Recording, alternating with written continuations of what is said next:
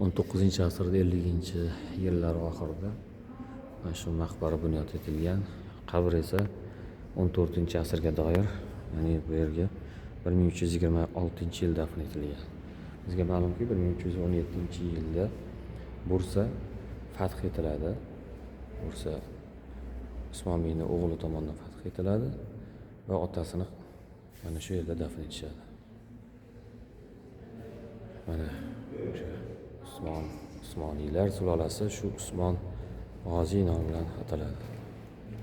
Usmoniylar 600 yillik imperiyaga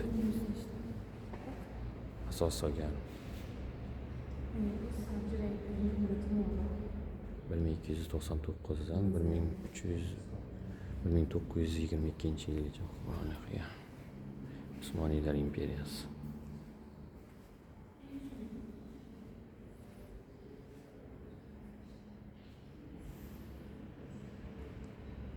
Bu arxitektura esa 19-asr 50-yillarga doir. Xudo rahmat qilsin o'tganlarga.